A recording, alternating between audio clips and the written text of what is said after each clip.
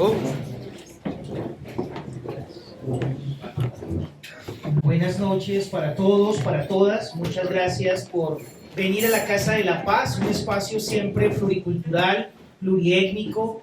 Las personas que deseen acompañarnos en la presentación del libro, bienvenidos y bienvenidas. Entonces, la Casa de la Paz es un espacio de reincorporados, como dijo Juan Carlos, que también hace parte de este gran espacio que es precisamente La Trocha.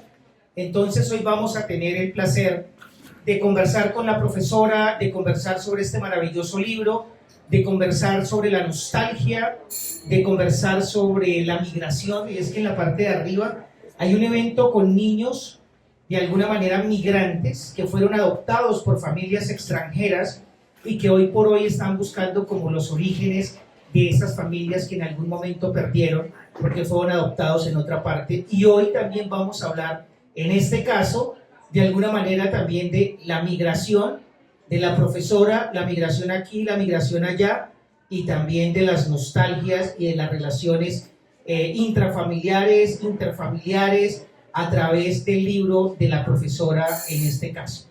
Este salón tiene un valor particular. Resulta que tal vez usted no lo conozca, tal vez es la primera vez que viene a la casa, pero cada una de estas mariposas significa o de alguna manera le hace un homenaje a cada uno de los reincorporados que han sido asesinados posterior al acuerdo de paz. Entonces, para que lo tengamos muy claro, creo que este espacio lo que hace es construir la memoria. Este libro, que también está a la venta aquí y que estamos haciendo la presentación, yo lo leí en una fotocopia, porque el libro inicialmente estaba en inglés, o está en inglés, y ahora tenemos este libro aquí. Demos un fuerte aplauso. Yo creo que esto es una cosa maravillosa, tener hoy a nuestra profesora acá. Bienvenida de verdad, y le doy la palabra para que salude a este público que la quiere ver, que la quiere escuchar, y vamos conversando por el camino. Es un placer estar aquí con ustedes. Quiero presentarle a mi nieto, Jackson Alberts. Está en la universidad, ya tiene 20 años. Y está estudiando ingeniería cibernética. Quiero dar las gracias a Miguel Ángel, el TRAI, y también Carlos Selly fue el que tradujo el libro en español. El libro, como dice La vida a la sombra de mi padre, es los sucesos que pasaron de cuando mi padre decide volverse un activista, básicamente el impacto que ese tuvo a la familia. Mis hermanos, mi madre, todos sufrimos la ausencia de mi padre, lógicamente, y también recibimos una vida muy rica que él nos dejó, y también una educación muy íntegra y completa que nos dejó cuando estábamos pequeños, cuando él se fue. Me tomó 30 años escribir el libro. No fue fácil, entre lágrimas y suspiros tenía que recordar lo que había pasado, y muchas veces traté de olvidar el libro, traté de seguir mi vida y olvidar que había tenido un padre, y olvidar mi apellido Velázquez, y ya mi madre se había casado con un americano que fue realmente una persona increíble, con una conciencia social también. Y por eso tengo el apellido de Gresa, por mi padre, que fue padre adoptivo. Esto es lo que llamamos un estudio de caso. Es como yo estoy abriendo una ventana para que ustedes puedan ir al pasado, en años que algunos de ustedes han vivido, otros no, entre los 50 y los 70. Donde estaba la Guerra Fría y todas las situaciones difíciles. Entonces, han habido muchos hombres como mi padre, pero Jaime Velázquez no es mi padre, entonces por eso fue una persona importante en nuestras vidas, y nos dejó marcados, como les digo, de una manera increíblemente rica, pero también de una manera triste. La historia comienza en la época de los 70. Mi padre adoptivo trabajaba para la Texaco y se habían ido a vivir a Quito, Ecuador. Pues viene una señora a la casa y me trata de entregar un paquete a mí que dice que mi padre me lo había mandado, pero yo no quería saber nada de él. Ninguno de nosotros, porque habíamos pasado no solamente su ausencia, pero un atento de secuestro, la policía nos seguía, nosotros teníamos el apellido que todo el mundo conocía. Todos los colegios nos preguntaban, ¿ustedes son hijos del doctor Jaime Velázquez? No, no lo conocemos. Y lo negamos por mucho tiempo hasta que esta ventana se abrió y yo decidí escribir el libro. Entonces, el libro básicamente es mi experiencia tratando de poner como un rompecabezas todos los pedazos y construir y entender quién era el hombre, porque yo conocía al médico hasta cierto punto, porque me operó a mí, operó a mi hermano, y todo eso, pero no sabía quién era el hombre. Y para hacer esta investigación fui a Cuba 2 veces, estaba en Colombia muchas veces, en Ecuador también. Lo que pasa es que mucha gente en esa época no quería hablar conmigo, porque les daba miedo, entonces fue bastante difícil recolectar información. Por ejemplo, cuando fui a Cuba la segunda vez, yo fui al hospital donde él trabajaba y el director del hospital me recibió, bueno, yo fui a averiguar dónde vivía y cuando el director del hospital abrió la puerta, yo le dije, yo soy hija Jaime Velázquez, se pone a llorar. Él no sabía que tenía hijos. Entonces el dolor era más fuerte en el sentido de que, wow, ¿será que nos rechaza, nos quiere? En ese momento no entendía yo.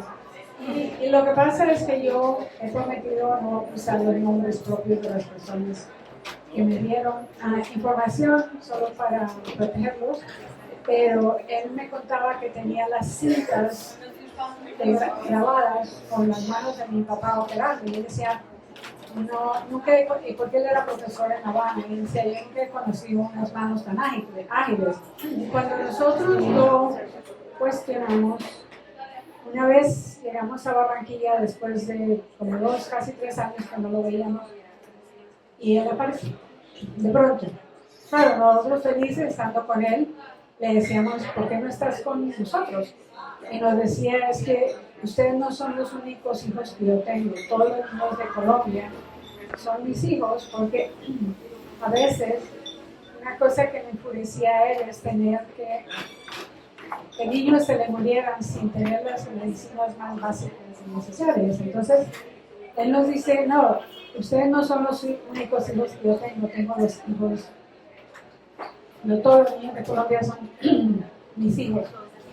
Ahora, realmente a una niña no le importa, a una niña chiquita no le importa el resto de los niños, pero lógicamente como una adulta, todos mis hermanos y yo tenemos una conciencia social, en la que ayudamos al que podemos, estamos trabajando con horas sin ánimo de lucro. Las ganancias del libro, la mayoría se van a ir para organizaciones de ánimo de lucro. Porque como les decía yo a mi familia, el libro fue escrito con sangre, entonces no necesariamente es para lujos o nada así. Una cosa que nos maltrató mucho fue el estigma que teníamos que vivir, porque cuando nos presentábamos, estábamos en el colegio, alguien siempre nos preguntaba de mi papá, entonces era muy difícil tratar de olvidarlo, porque tratamos muchísimo de olvidarlo, pero no pudimos. Ahora, mis padres vienen de 2 familias muy diferentes. Mi padre nació en Ciénaga, se crió en Barranquilla. Mi mamá era bogotana de muchas generaciones. La familia de mi papá eran trabajadores y se habían educado, pero la familia de mi mamá, ella venía de su abuelo que era general de la República. Él peleó durante los 1000 días, la guerra de los 1000 días. Y ahí hubo una división de familia, porque su hermano era conservador y él era liberal. Y nunca se volvieron a hablar. O sea que en mi casa siempre la política, la historia, se discutía muchísimo. Entonces, nosotros crecimos con eso. Mi papá era una persona que tenía una mente global, y aún en esa época. lo que afectaba, lo que pasaba en Vietnam, o lo que pasaba en Sudáfrica, todo eso le impactaba, porque siempre decía el opresor oprime al oprimido. Entonces, él tenía una conciencia social que de verdad yo no lo he conocido en nadie y vivía lo que decía. O sea, si teníamos algo extra de plata, de dinero, él no compraba 2 bicicletas. Una bicicleta para los 4 de nosotros. Siempre nos educó para dar a los más necesitados.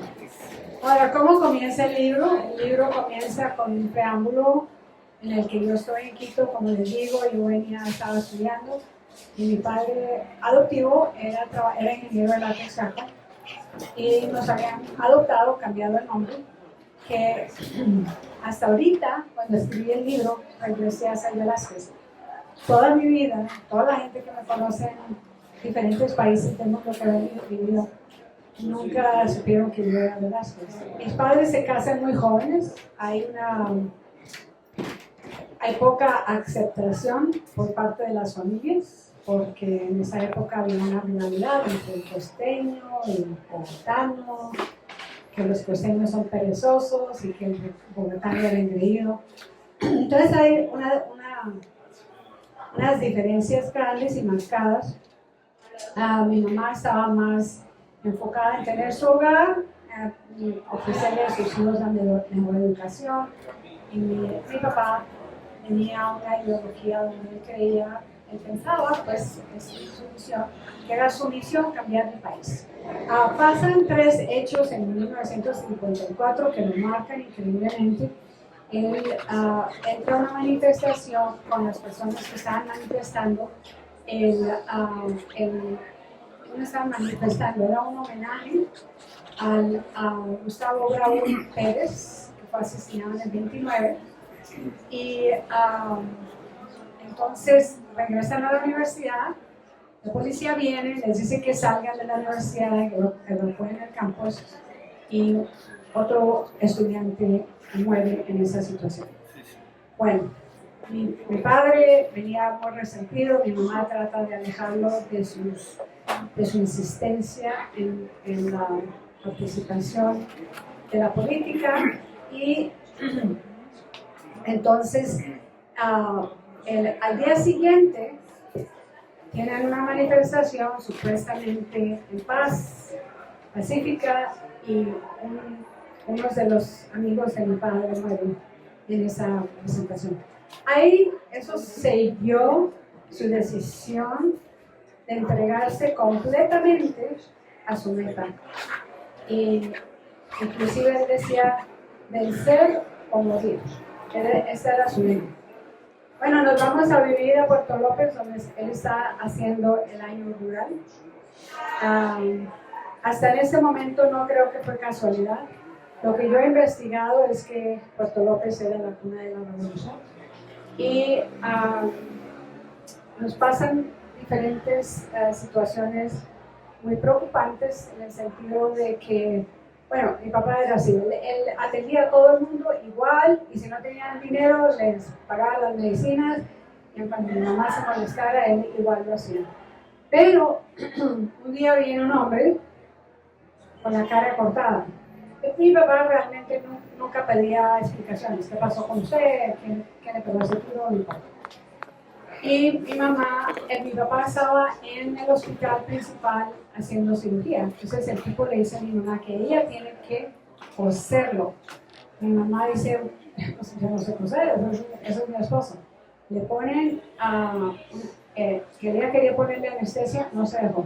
Y mi mamá de verdad sabía muchísimo de medicina, porque cuando él estaba estudiando en la Universidad Nacional, cuando ellos vivían en un apartamento muy bonito, que era adyacente a la casa de mis abuelos, no pagaban renta. De todas maneras, mi papá necesitaba dinero, entonces mi mamá le pasaba las notas en máquina, y entonces él las vendía en la universidad. En Puerto López duramos un año, nosotros un poco menos. Mi papá decide de golpe enviarnos a Bogotá. Y dice, yo voy para allá en 2 meses. bueno, mi mamá se molesta, todo esto.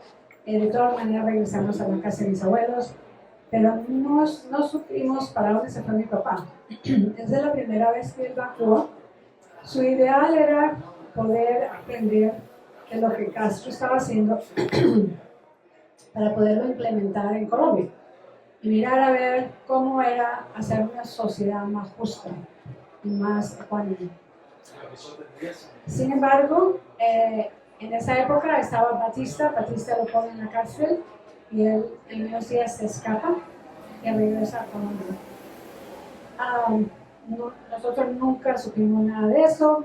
Le decía a mi mamá que estaba trabajando por López y llegamos a Bogotá y ya había nacido mi hermana Liliana, mi hermano Jaime, y en Bogotá está por nacer mi hermano Orlando, y es el menor, y era durante la época de la corrida de toros, donde mucha gente son asesinadas por escuchar a María Eugenia.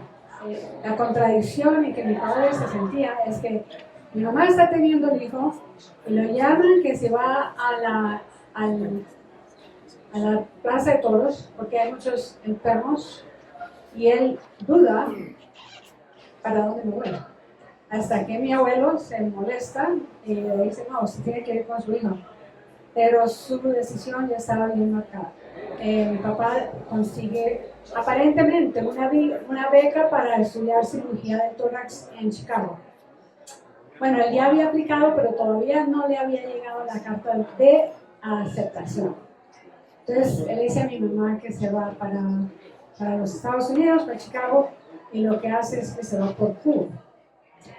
Y entrena, y cuando le llega la carta de aceptación, llega a Chicago, nosotros sin saber nada, mi mamá creyendo que alejándolo de Colombia, mi papá iba a dejar sus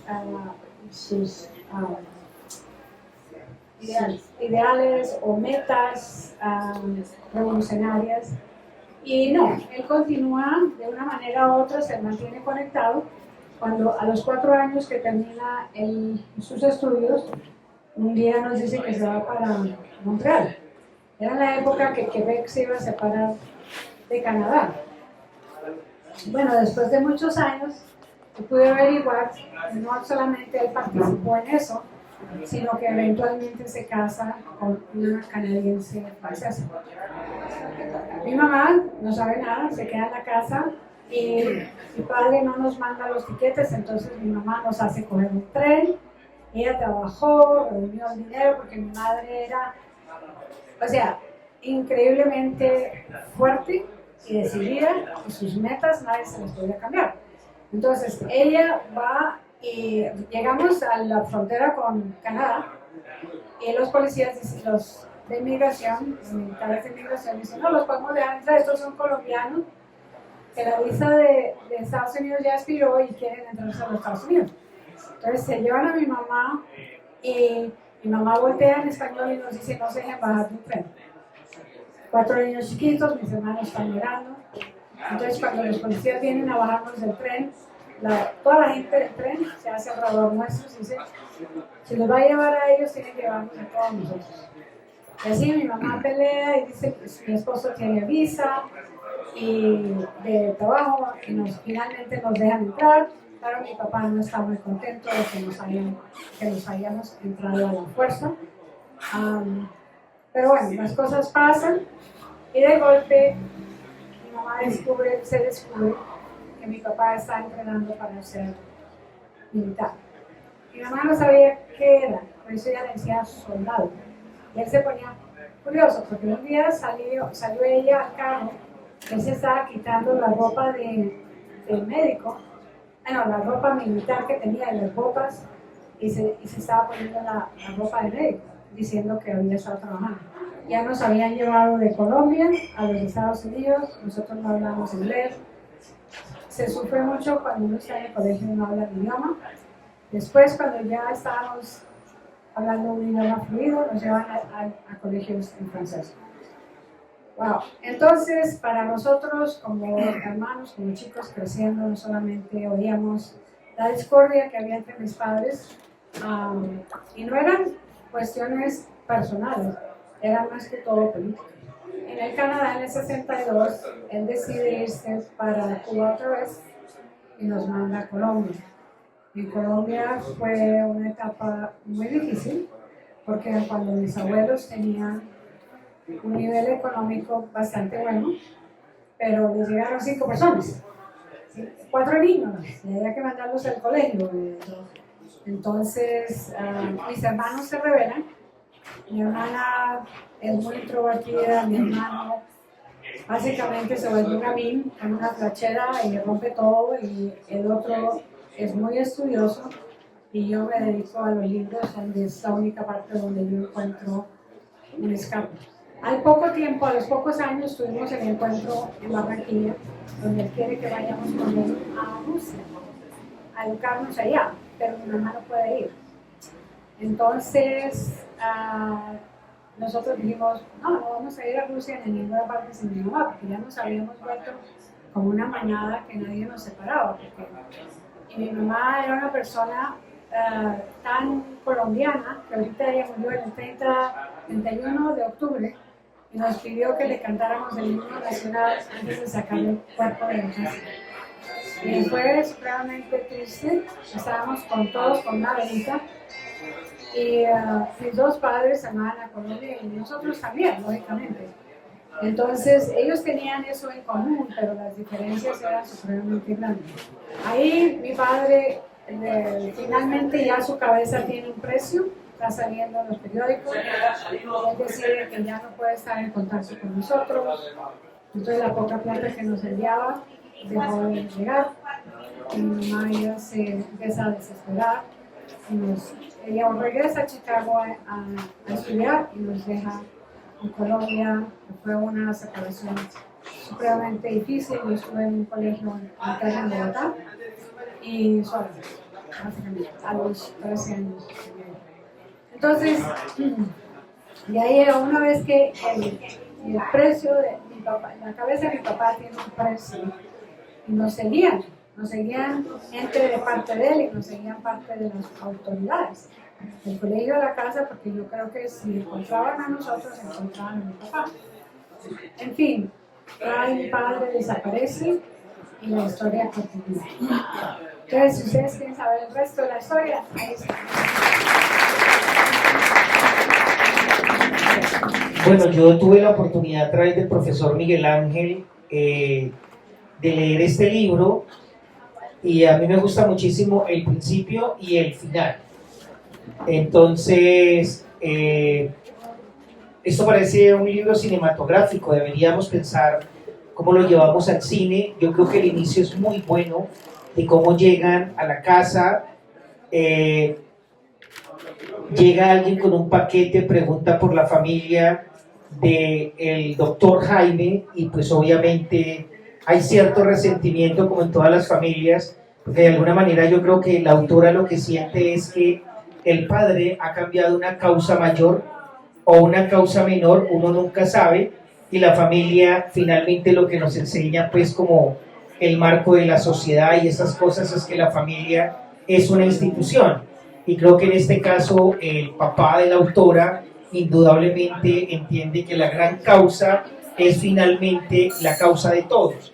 Entonces me gustaría muchísimo entender, y luego cuando uno lee el final también es una cosa bastante extraña, porque siempre hay como, no quiero decirlo ni llamarlo resentimiento de ninguna manera, porque yo entiendo esa situación cuando usted tiene cierto distanciamiento con el padre, y también lo tiene uno incluso cuando no hay causas revolucionarias, como en mi caso, que es otra cosa, y estuve distanciado de mi papá más de 20 años, por otras razones, unas razones simples que no vale la pena traer acá, pero digamos que de alguna manera cuando usted está escribiendo esto, y es una escena maravillosa, porque no quiero tampoco espolear el libro, pero es una escena fantástica porque sale la persona con el paquete, ella no la atiende, empieza a llover, llueve muchísimo, ella sigue corriendo, se va detrás, parece una escena cinematográfica, y al final la persona desaparece y ella vuelve y queda como con el sinsabor, pero era mi papá, ¿sí? Y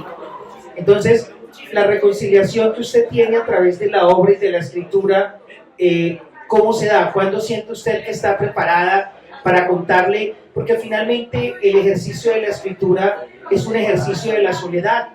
Uno finalmente como escritor o quien está escribiendo seguramente no está pensando en qué va a pensar el lector, sino que de alguna manera es una confrontación con uno mismo.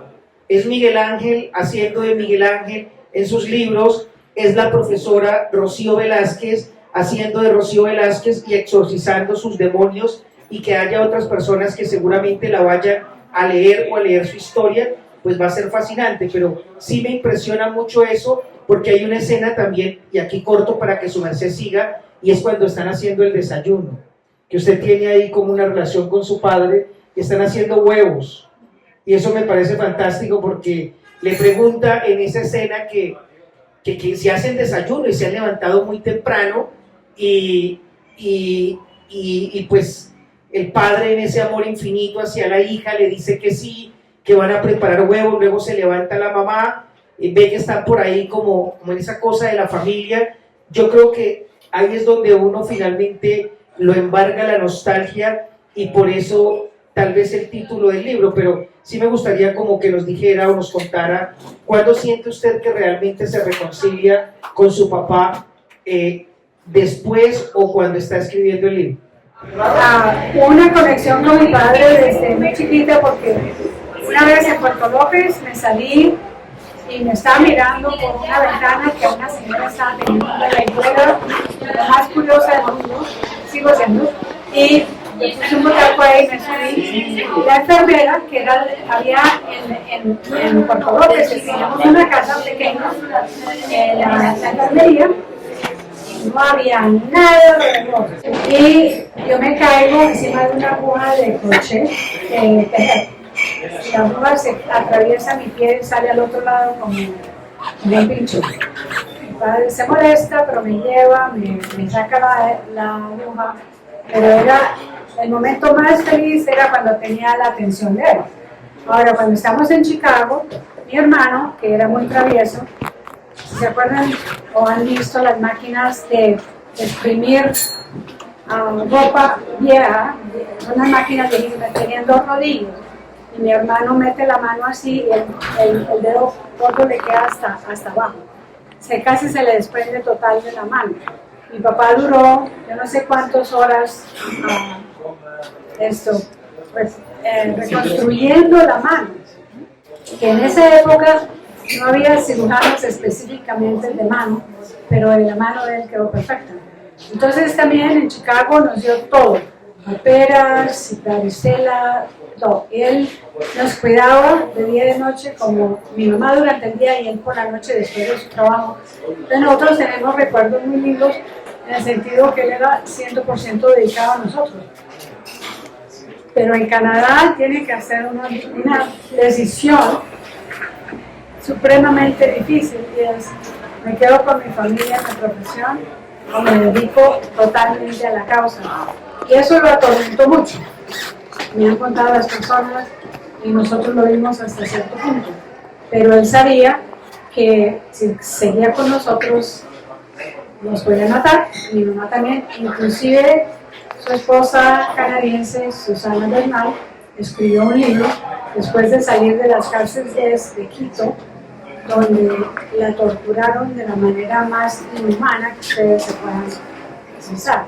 Entonces, él tenía ese miedo de que yo tengo, si yo me dedico a esto, pero no quiero involucrar a una familia. Pero nosotros veíamos era un rechazo a nosotros. Reconciliación. Pues admiro al hombre, admiro al médico. Y yo tengo hijos, su mamá es mi hija mayor, y yo nunca dejaría a mis hijos. Entonces, eso nunca lo pude entender. No es para decir algo malo de mi padre, es que simplemente como hija no puedo aceptar eso. Y sí sé que él ayudó muchísima gente, porque la gente me lo contó, porque lo vi, y porque él tenía una filosofía pura. donde él ni siquiera le gustaba que le dijeran doctor. Todos somos iguales, todos tenemos deberíamos tener las mismas oportunidades y las mismas responsabilidades. Entonces, en eso lo admiro tremendamente, pero siendo la hija del padre es bien difícil.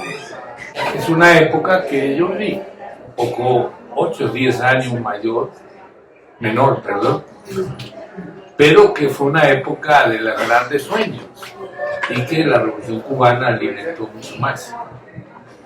Venía la guerrilla de los llanos, tu padre era un joven que se enfrenta con quien había negociado y también traicionado a los guerrilleros del llano, liberales, y toda esa época estudiantil, donde hoy en día le demos otros perfiles a ese proceso de Rojas Pinilla, es toda una generación que se juega, está dispuesta a dar la vida por una causa de transformación. Difícil hoy eso. Hoy todavía quedan guerrillas y queda mucha de esa gente, unos negociaron, otros todavía están en eso, pero ya no es el mismo horizonte.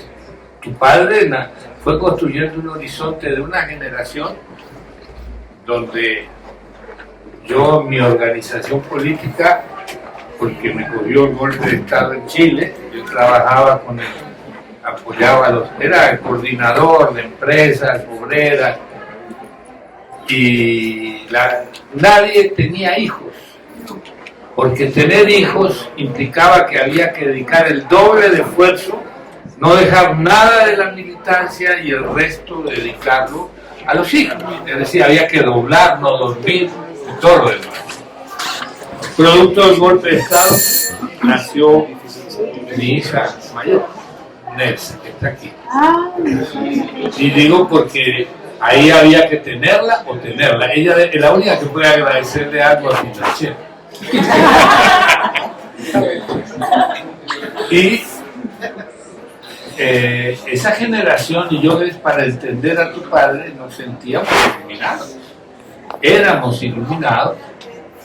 No creíamos, es decir, creíamos que había un proceso muy rápido de avance hacia el socialismo, que el socialismo ya estaba ahí en la puerta de la esquina y que después los íbamos a poder gozar con nuestra familia.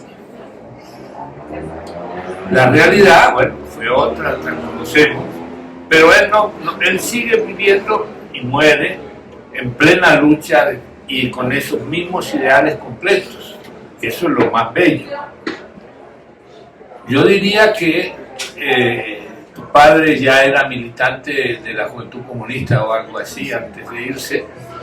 No fue casual. Cuando te presenta a Tiro Fijo, a Marulanda, a nadie le presentan a Marulanda si no es un militante de confianza, aún en aquella época.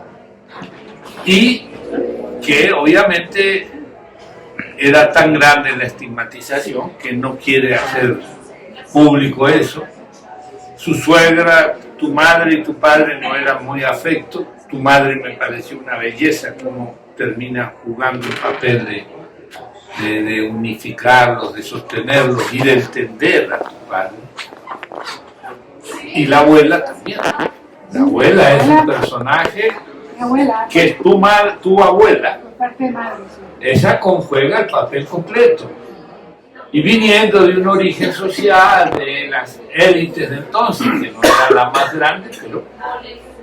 Es decir, ahí tú muestras todo ese contexto de los jóvenes, de la clase media, que están jugados, y un joven que se entrega a los sectores sociales y populares campesinos, que en ese momento eran la mayoría en Colombia.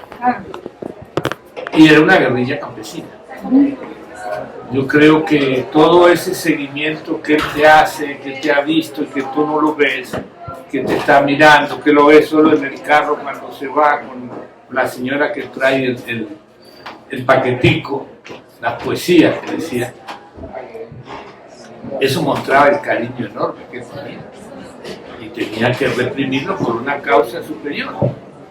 Y era muy mal visto que tú priorizaras tus intereses, amores personales con el amor a la humanidad, el amor a la revolución. Creo que, es decir, hoy en día nos falta mucha gente como tu padre. Hoy en día nos hace falta mucha gente como tu padre. Que estuvieran dispuestos a poner aún sus grandes amores en servicio de amores superiores, más amplios, más humanos, es decir, más sociales. No porque debían abandonarte así. Yo creo que la vida fue muy dura para ustedes, como fue para mis hijas. Mis hijas, cuando mi apellido, mi nombre era un nombre político y un apellido falso, y cuando a mis hijas los amigos por molestarlas le preguntaban, ¿y tú cómo te llamas? Y ellas se daban el nombre de pila verdadero, pero ponían el apellido falso que yo tenía, por la clandestinidad. Entonces yo soy fulanita González, que yo era Fermín González. Y eso era, y los niños iban interpretando eso como tú lo cuentas muy bien, no entiendes, pero vas conectando mucho. Si realmente pensaste así en esa niñez, eras muy precoz. De hecho lo es, porque lo tienes vivo, lo tienes todo. Y tu padre te tenía como el referente de todos los hijos. Es decir, a mí el libro me pareció algo que no está contado. Nadie lo ha contado desde adentro, desde una generación posterior, pero que lo vivió, lo vio. Y con la estigmatización que hay hoy a los excombatientes y a los que han luchado, es muy importante este libro, para ver los seres humanos, cómo jugaban, daban, y que hoy en día quieren mostrar que son delincuentes, que son mafiosos. No, eso no fue así. Bueno, estamos en un sitio que quiere recuperar eso, pero hay una generación nueva que tiene que leer ese libro, que hay un vacío histórico, se ha perdido para las nuevas generaciones esas raíces, y tu libro, que sí realmente es cinematográfico, debe haber sido un amigo guionista o algo así que tuviste que lo corrigió o no. El editor del libro vive en España, él es escocés, y la compañía que lo imprimió es inglesa, y yo vivo en California. Entonces no solamente discutíamos en las palabras, ¿y esto qué es? Ay, no. Pero ese editor, porque yo tenía más, o sea, tenía muchas páginas más que él quitó, porque él quería hacer el libro más conciso y mantener el movimiento de la historia. Cuando me dolió mucho que hubiera quitado ciertas cosas, sobre todo de mi abuelita, que era una mujer que era supremamente educada y me enseñó el amor a los libros. Yo lo pongo ahí, lo tengo un poquito, pero no a la profundidad de que de verdad fue. Pero sí, yo creo que uno no escribe un libro solo. Eso es, tiene que hacer uno la investigación. Yo trabajaba con un grupo de escritores de San Diego, y una vez les dije yo, ya no voy a escribir este libro más, eso es muy complicado, yo no hago sino llorar, eso es terrible. Y ellos me dijeron, no tienes opción, tienes que terminarlo ya, y así fue. Ahora, como profesora de la universidad, yo solamente había escrito en inglés artículos profesionales que están escritos en un idioma muy académico.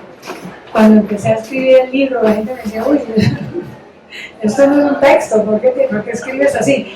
Entonces yo, como escritora, tuve que evolucionar y tuve que cambiar y presentarlo de una manera más amable, más accesible, más coloquial, más accesible al público.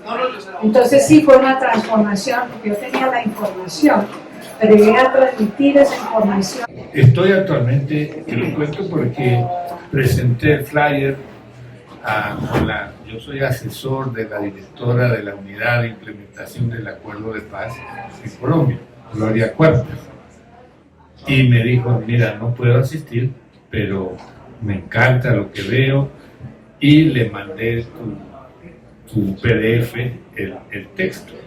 Ella estaba muy tocada con estas cosas porque parte de la memoria histórica, que aquí tenemos todo un centro de memoria histórica, creo que hay que dejar esto allí, llevarlo formalmente, hacer una nota y entregarlo, pero es la memoria de todas las que han sufrido todos los problemas del conflicto armado en Colombia y de la guerra. y mandaba un saludo. Y no estoy haciendo más que dile que es.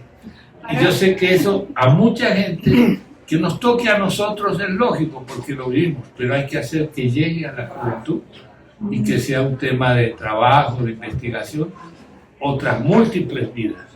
Miguel Ángel se ha dedicado a eso, tuvo mucho tiempo en la cárcel para hacer entrevistas y hacer cosas, se quería quedar ahí para hacer entrevistas. Y eso todo siempre tiene un lado amable. Entonces tiene un lado positivo para ver que con todo siempre hay que mantener esa equivocada tendencia a ser optimista que tenemos todos.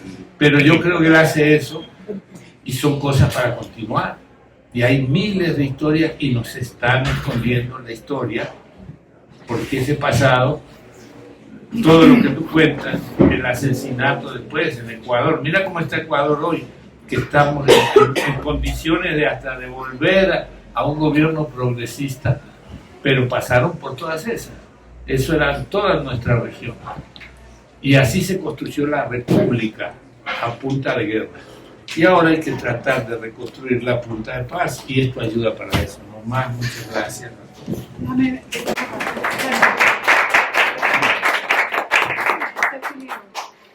Bueno, yo digamos que la percepción que tengo de su libro, yo soy un poquito más joven que el profesor, pero creo que lo que él dice y lo que él manifiesta es que ese documento sí es determinante para la juventud colombiana. Nosotros tenemos un país muy rico en historias y creo que la historia que tiene ahí es la historia de este país y lastimosamente siempre hablamos con los colegas, con el profesor Miguel Ángel, con su esposa, con la profesora aquí y a veces nosotros no entendemos la historia del país y yo creo que el documento y que se presente, como decía el profesor, ahora en esta casa, en este espacio en particular, porque a mí me impresionó mucho eso que él dice cuando le presentan a Marulanda y usted está por allá como escondidita, pero sabe exactamente quién es y luego salen y le preguntan que quién es ese señor con ese poncho, ¿sí? Entonces me parece que sí tiene, es como esos autores como Chekhov, que es totalmente descriptivo. Yo no sé si usted habrá leído a Chekhov, tal vez sí, o no sé si habrá leído, bueno, me parece que cuando uno hace un comparativo del libro con la historia política del país y sobre todo contada desde el dolor de la hija, la nostalgia del padre, pero ese padre que también de alguna manera tiene pues una convicción política totalmente seria. Me acuerdo también de esas imágenes que son muy bien descritas, que a uno le parece que es como cuando te pasan una película de cine y es cuando ustedes están escuchando la televisión y en algún momento dicen que al doctor Jaime lo han matado en el 66. Y entonces siempre usted se está preguntando, bueno, y hay como un comentario sobre el padre, pero usted también lo evade de alguna manera. Entonces por eso tal vez es como la respuesta frente a que no hay una reconciliación del todo, hay cierta admiración con el padre, pero pues la figura del padre, yo imagino cuando uno escucha a Leida, a la hija de Ernesto Guevara, pues ella se debe sentir supremamente orgullosa de su papá, pero con la nostalgia de que el papá no está ahí. O uno ve el caso, por ejemplo, aquí aterrizándolo al colega Miguel Ángel y a su esposa, y ellos siempre tienen afán porque sus chinos están en la casa solos. Y siempre se quieren ir, sí, como ahora, como siempre se quieren ir, tenemos a los niños, vamos a comer. El abuelo los cuida. Exactamente, entonces yo creo que sí es una cosa que yo la felicito profundamente. Creo que lo que dice él, lo que decimos todos acá, hay momentos en que uno de verdad lo conmueve.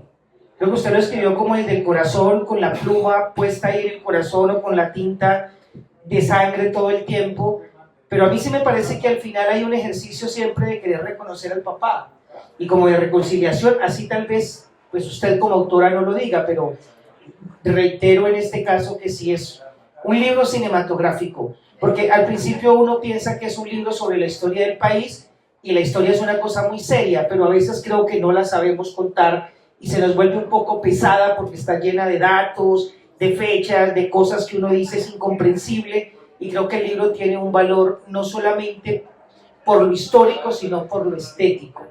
Y hay páginas que le recuerdan a uno cositas como de Balzac, O sea, cosas maravillosas. O yo a veces decía, esto se parece a una escena que tal vez, digamos, el comparativo lo hago yo, y es como con los 400 golpes, ¿no? Como el muchachito que no tiene nada, que está por la calle, que va al cine, y hay cosas acá, que era la escena, por ejemplo, esa de donde le están como sacando los dientes al perro, y entonces supuestamente le van a poner un implante, ¿no? Y que no se sabe qué es un implante, y que de alguna manera es como, oiga, es que los perros también hacen parte de la humanidad. Esas cosas son muy valiosas que tal vez los lectores que adquieran el libro lo van a mirar y van a ver tal vez la belleza y sobre todo la nobleza también y la sensibilidad que tenía su papá y que de alguna manera tenía toda su familia en ese momento, sabiendo que la causa política era muy fuerte y que sigo siendo muy fuerte, y que otros, por ejemplo, como Doris, que está acá, que es la matrona de esta casa, nuestra anfitriona también, no tuvo hijos y no tiene hijos precisamente por eso, porque dura un tiempo en la cárcel y decir, ¿y ahora qué hago seguramente con estos hijos que no están por acá y que no puedo ver? Entonces me queda solamente felicitarla, fue un placer, profesor Miguel Ángel, este encuentro, de verdad, un gran encuentro.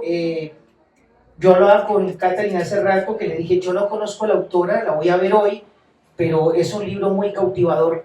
Invitados todos de verdad que lo compren, a que lo adquieran, y muchas gracias por permitirme estar aquí, al profesor Miguel Ángel por presentarlo y a todos ustedes por venir. Muchas gracias.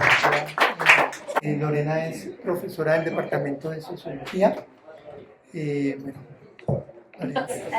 Ayer tuvimos una presentación en la universidad con estudiantes, y bueno, decíamos con Miguel Ángel que el contexto hoy iba a ser distinto también, pues como por quienes estamos en este espacio y por sobre todo donde estamos, ¿no? Entonces, bueno, pues soy mucho más joven acá que los compañeros. Debo decir que llevo muchos años escuchando y entrevistando excombatientes, combatientes, y desde una experiencia reciente me acerqué a las familias. Era algo que no había hecho antes, a través pues como de unos procesos bastante también dolorosos para estas familias que no pueden tener a sus seres queridos con ellos en estos momentos. Empecé a entender la dimensión familiar del combatiente, ¿no? Del militante. Y pues para no spoilerles el libro, que está muy chévere, de verdad se lee muy muy rápido, yo quisiera también como que pudiéramos conversar con Rocío sobre esas dos personas que parecieran ser tan distintas, pero que son la misma, ¿no? Entonces Jaime el papá, pero Jaime el militante también, ¿no? Jaime el internacionalista, Jaime el solidario, el que busca justicia para todos los niños y las niñas. Entonces, eso yo voy a pensar también, porque finalmente cuando hemos leído muchos libros sobre combatientes, excombatientes, pues lo hacemos también desde la autobiografía, que es como un momento de, bueno, pasó mi experiencia y la escribo, o quienes escribimos sobre ellos, pero esta dimensión, como bien decían aquí los compañeros, de la vida familiar, de la intimidad, no la teníamos. Entonces por eso decía ayer que la mirada que tú nos brindas con este libro es una mirada única, muy privilegiada,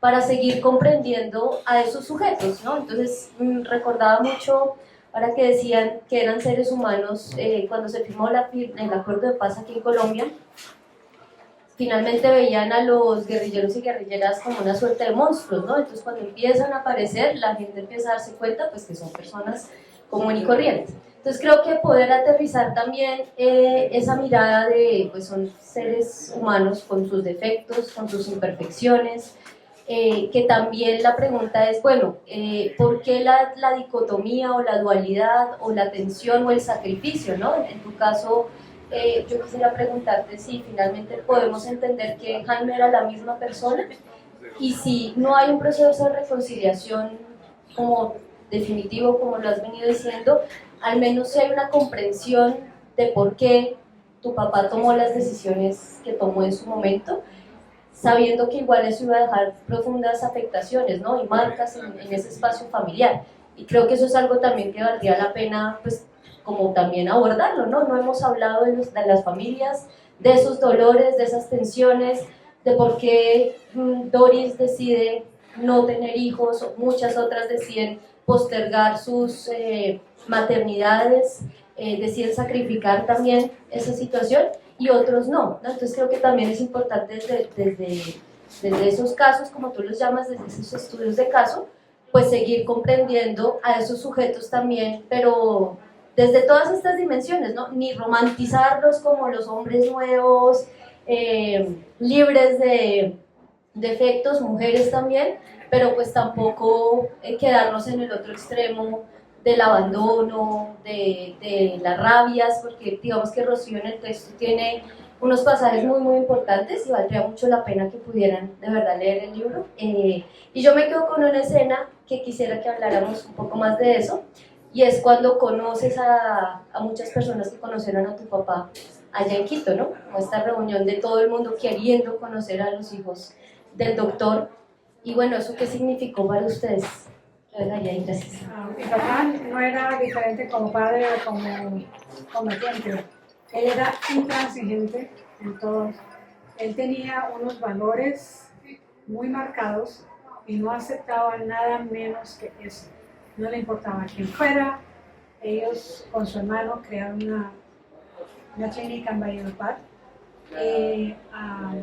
Mi papá peleó con el resto del cuerpo médico porque él estaba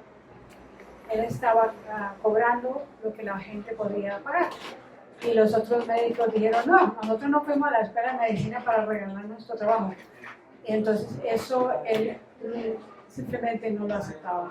O sea, y como padre era lo mismo. Tú eres así, tú eres responsable y tú trabajas. Él no le importaba que salíamos de Colombia, llegamos a Estados Unidos con un inglés casi inexistente y limitado. Y después tienes que aprender inglés, tienes que aprender francés. Y la vida no es fácil y así es. No era que para nosotros era más fácil. Entonces realmente yo veo hay un paralelo bastante fuerte entre sus determinaciones como médico, como familiar y como una persona que se dedica a una causa. Todos, en todas las áreas. ¿Por qué sé yo eso? Porque la gente simplemente me lo decía. Y cuando llegamos a Ecuador, yo fui a la casa donde lo mataron. La señora me contaba que los militares, en conjunto con agentes extranjeros, ya saben quién son, y llegaron y simplemente lo mataron y le arrastraron todo el cuerpo por la casa. A su esposa y al hijo de la señora lo meten a la cárcel en Quito y los torturan de la manera. Ella escribió un libro cuando se fue de regreso finalmente a Quebec en francés. Yo traduje el libro y es lo más doloroso que yo he visto, donde le ponían cinta pegante abriendo los ojos por horas en una celda muerta de frío en una esquina con ratones y de todo, totalmente inhumano, tratando de sacar información. Entonces ella regresa al Canadá. Finalmente no contactaron a la embajada canadiense. En esa época, no sé por qué, pero la embajada canadiense no estaba en Quito. Entonces contactaron a la embajada de Inglaterra y la sacan. Y ella está en silla de ruedas. La señora no puede caminar. Y llega a Montreal. El año apareció un accidente de carro. Y así fue la suerte de todas las personas que estaban involucradas de una manera con mi papá, de alguna manera. Yo descubrí que él no quería que eso pasara con mi mamá porque quedaban 4 huérfanos. Entonces, esa es una aceptación que yo le agradezco, o sea, algo que yo agradezco de su decisión, porque era por encima de sus propias emociones. Él podía protegernos aún cuando eso no era necesario, lo que el tema de alejarse, ¿no? Estábamos en Quito y la señora que yo finalmente encuentro, la llamo y le digo que se puede ir a su casa. Me dice absolutamente nada. Yo no sé quién me está llamando, yo no sé quién es usted. Entonces ella viene a la casa nuestra y mi hermano Orlando, que es igualito a mi papá, abre la puerta. La señora se pone a llorar y sabe que ese es mi hermano. Entonces ya ella entra y nos invita a su casa cuando vamos a comer, había enfermeras, jesuitas, odontólogos, gente del campo, y todos hablándome con tal admiración sobre mi padre. No, es que él hizo esto por mí, eso, pero a mi hermano le sacó una bala y no me cobró. El otro, las historias eran infinitas con la dedicación que él había trabajado para la gente sin necesariamente buscar beneficios personales para él. Esa gente, encontrar a alguien así es muy difícil. Y hoy los muchachos que tienen la cultura del selfie se sacan fotos así, comiendo, bailando con su ropa nueva o lo que sea, es todo yo. Es un egocentrismo increíble. Entonces a mi papá unas personas le llamaban idealista, otros le decían nerd. Entonces, no sé, creo que fue de los dos un poco, pero así era. Él era implacable, aún con nosotros, sus propios hijos. No, en la comida, por ejemplo. En Canadá nos hicieron una operación de las amígdalas. Interesante porque él ya sabía que se iba a ir. Nos mandó a operar a todos. Y mi mamá, ¿por qué todos? Rocío es la única que tiene amigdalitis. Todos. Y esa vez me dieron helado. Y yo nunca había probado helado. Y yo le dije, yo pensé, sáquenme todas las glándulas del cuerpo para me dan helado, porque esa cosa yo nunca la había probado. Porque en la casa solamente eran manzanas o jugos de zanahoria con naranja hechos frescos, pero nosotros no teníamos ni dulces ni papas fritas ni nada. Y todavía seguimos, lo interesante es que seguimos igual, mis hermanos y yo seguimos igual. No me acuerdo eso, pero así era. Él era implacable y así lo criticaban algunas personas. Porque él decía, así es como yo lo veo y así tiene que ser. También creo que me parece importante también como, quería preguntarte un poco, los hijos, digamos, conocen esta historia, cómo la han vivido tus hermanos, tu hermana y tus nietos, ¿no? O sea, cómo el resto de la familia incorporó o no esta historia y cómo la ven ahora ya todos viviendo, digamos, en Estados Unidos o la gran mayoría. ¿Qué pasó, digamos, con esa memoria y cómo se transmitió o no se transmitió? La mamá de mi papá no dejaba que habláramos de mi papá. O sea, de eso no se habla. Y mi abuela Rita tenía los ojos de Jackson azules, rubia, y media, era casi tan alta como ella, de descendencia judía. Y mi padre, ella era una mujer bastante fuerte también, y hacia de eso no se habla. En la parte de mi mamá había mucho resentimiento de parte de sus hermanos, y una vez que ya mi mamá se casó y nos volvimos veces, la historia desapareció. Hasta ahorita yo la estoy volviendo a sacar. Entonces estoy en el proceso, en el sentido de que mi mamá no lo pudo leer, mi mamá murió el 31 de octubre y ella me dijo, yo no lo puedo leer. O sea, es demasiado para mí. Pero necesito todas esas cosas. Mi hermana, sí, ella también escribió un libro por otra perspectiva, un poco más. ¿Qué dirías tú, Carlos? ¿Un poco más romántica en el sentido más espiritual? Tenía algo de mágico de su infancia. Era como sí, también. Mágico, ¿no? Sí. Mis hermanos hombres ya tienen mucha más dificultad. Hay uno que lo ha leído, el otro no quiero regresar a él. Y Jaime, cuando mi papá se fue, se volvió un gamín con cauchera, nunca iba al colegio, tiraba, rompía hizo horrores. Gracias que después él pudo, mi mamá a punta de ayudarlo y con tutores y todo, entró a la universidad en los Estados Unidos y realmente fue que económicamente fue el que mejor le fue, porque él tuvo una compañía en el Silicon Valley, lo que se llama, donde está Apple, donde está Microsoft, todas esas compañías, y él creaba unas plaquetas de los sistemas que eran diseñados ahí. Y vendió la compañía y le fue súper bien. Entonces, porque yo educo a maestros, ¿no? Soy una maestra que mi enfoque es pedagogía y la especialización es adquisición del segundo idioma.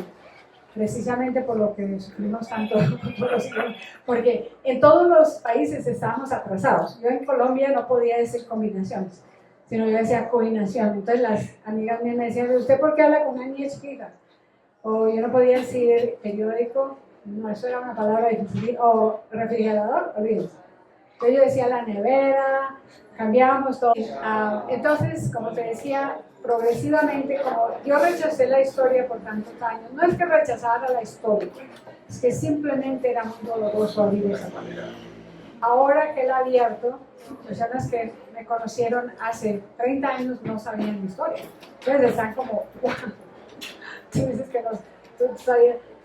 Entonces ahora estoy procesando eso, pero ponerlo en el libro no fue fácil porque ahora tú le cuentas a la gente la historia. Es como que, creo que hay una expresión en español, no sé si está bien, uno saca los cueros al aire o los trapos al sol. Cueros al sol. Los cueros al sol. Entonces, no es eso es una decisión que uno tiene que tener y yo le pedí permiso a mis hermanos. Si estaba bien que lo hicieran, ¿no? Hola, buenas noches. Pues para los que no me conocen, soy Doris Suárez, soy firmante del Acuerdo de Paz y como dice el profe, nos conocimos por carta porque en la cárcel había una cosa que se llamaba la franquicia, que era al igual que los militares y el clero, que nos permitía a los prisioneros intercambiar con otras cárceles, con otros prisioneros. Pero lo que más me ayudaba era conocer que había otros compañeros y camaradas en la misma situación que uno, que hubo otro social camarada. A mí el referente es Simón Trinidad. Recuerdo mucho cuando yo estaba en la cárcel de Medellín, en esa época era una cárcel que parecía una cosa de monjas y había unas compañeras y camaradas de la Operación Orión que estaban junto conmigo y se quejaban mucho. Había una monedita que se llamaba Nochelines, que era con los que uno ponía para contestar al teléfono. Y nos quejamos por todo, porque hacía frío, porque hacía calor, porque la guardia no podía. Y cuando recibimos la carta del camarada Simón, donde nos contaba que estaba en una perrera, que no sabía cuándo era de día, que no sabía cuándo era de noche, sino solamente más o menos por los alimentos, percibía o intuía en qué tiempo estaba, que no tenía reloj ni nada. Yo digo, puta, y nosotros quejándonos acá en una guardería. Entonces puse la multa de que cada vez que escuchara una queja, un chelín, una monedita de esa. Y con eso hacíamos unos compartidos muy bacanos. La verdad, yo estuve 14 años en la cárcel, no, eso fue un accidente de trabajo, como decía el Che, no lo lamento porque aprendí muchísimo, conocí personas muy bellas y me fortalecí en esos ideales que tenía tu papá y que tienen muchas personas, o sea, eso no se ha agotado. De pronto algunos héroes anónimos que nosotros no conocemos, pero hay muchos camaradas que jugaron la vida y la libertad por este sueño que sigue siendo válido. Nosotros dejamos las armas hace 8 años, a lo único que renunciamos fue a las armas, y creo que este espacio reivindica mucho eso. Nosotros éramos los monstruos que creía la gente, o sea, durante 60 años fuimos los monstruos, los narcotraficantes, los asesinos, y ahora la gente nos ve, nos conoce y conoce esa parte humana. ¿Por qué no la jugamos y por qué no la seguimos jugando a pesar de los asesinatos que hay? Yo no tuve hijos por decisión propia, muchos camaradas lo tuvieron, porque en eso sí soy conservadora. Los hijos tienen que estar con papá y mamá. Muchos de los camaradas tuvieron que dejar sus hijos con los campesinos o con sus familiares, y creo que la compañera debe saber que hay muchos camaradas que están buscando a sus hijos. Muchos no los quieren porque al igual que vos se sienten pues que los rechazaron, mi papá me dejó, ahora estoy con otros, o los campesinos que estuvieron con ellos se enamoraron de ellos y ya no los quieren soltar, emigraron y están en otros lugares. Pero yo creo que valió la pena jugársela, vale la pena jugársela por un sueño de transformación social. A eso la apostamos y aquí estamos y bienvenidos. Muy buenas noches. Me encanta conocerte, Rocío. Desde ayer nos vimos en la universidad. Bueno, yo quería comentarte cómo oí hablar yo de tu papá, ¿sí? Yo entré a la universidad en el año 65, ¿sí? En ese año hubo unas dificultades grandes al interior de las organizaciones políticas había una dirigente que se llamaba Selmira Cruz, que hacía parte del Comité Central del Partido Comunista, que fue expulsada por sus posiciones ideológicas que estaban más afines a los chinos que a los soviéticos. Y nosotros que estábamos empezando en la universidad, íbamos a su casa, ¿sí? Íbamos a su casa porque nos parecía pues que podía ser una mentora para nosotros, los que queríamos ser revolucionarios, que empezábamos en la universidad. Y allá encontramos que llegaba mucha gente y se hacían conversatorios. Y ella siempre era como el centro, en su casa, el centro. Nos daban tinto a todos, ¿sí? Y nos sentábamos a oír. Y ella siempre, pues las veces que yo fui, hablaba del médico, el médico, el médico. Entonces que el médico dijo, y el médico. Ella tenía, aunque había sido expulsada del Partido Comunista, tenía muchos vínculos con el movimiento armado, que todavía no se llamaba FARC, sino se llamaban autodefensas en ese momento. Tenía muchos vínculos con la gente de la autodefensa, sí, y las cosas que contaban, que yo no entendía la mitad, pero siempre hablaban con mucho respeto del médico, el médico, ¿sí? Y es que el médico dijo, el médico no sé qué, yo decía, pero ¿quién es el médico? Entonces en algún momento yo me atreví a preguntarle a ella, ¿quién es el médico? Y me dijo, es nuestro Che. Eso quería comentar. Y voy a dejar un libro acá para la biblioteca. Gracias.